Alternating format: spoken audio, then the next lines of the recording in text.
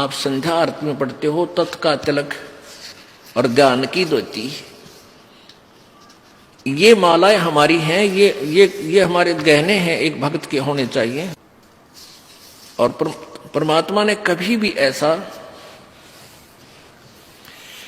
तेज की आरती तेज का आगे, तेज का भोग तेज को लागे, तेज पखावज तेज ही बाचे, तेज ही नाचे, तेज ही गावे, तेज का थाल तेज की बाती, तेज का पुष्प तेज की पाती, तेज के आगे तेज विराजे, कह कबीरा आरती साजे।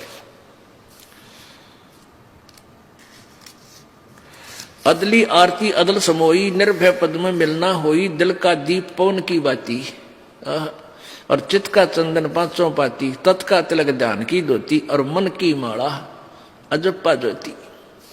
ये हाथ में माला लेकर जाप करना, इसको भी मालिक ये कहते हैं, इसकी कोई आवश्यकता नहीं।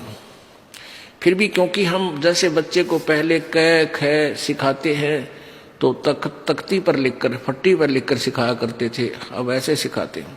तो यहां परमात्मा कहते हैं कि तत् का तिलक और ध्यान की धोती।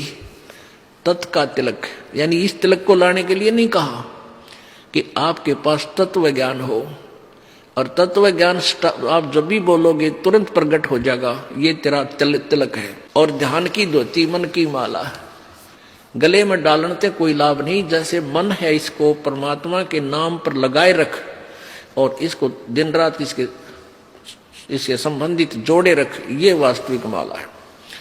तो ये परमात्मा हमें यही बताना चाहते थे कि तुम जो साधनाएं कर रहे हो इनसे कोई लाभ नहीं होगा।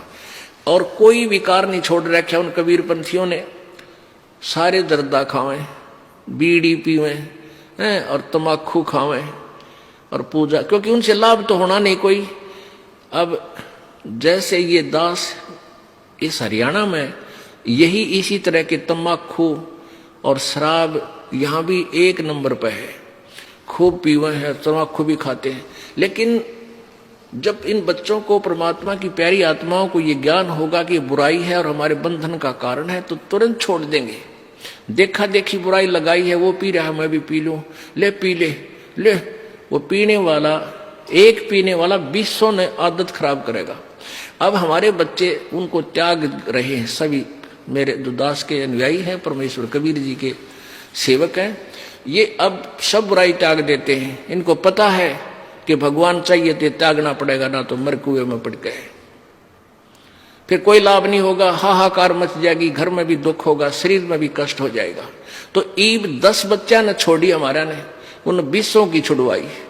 अब हजारों ने छोड़ी तो 10,000 की छुड़वा दी, 1 लाख ने बुराई छोड़ी तो 10 लाख की छुड़वा दी। तो बुराई घर भी ऐसे ही किया था, एक पीने लगा 10 को सिखा दिया, 10 ने फिर 200 को सिखा दिया, हजारों को सिखा दिया।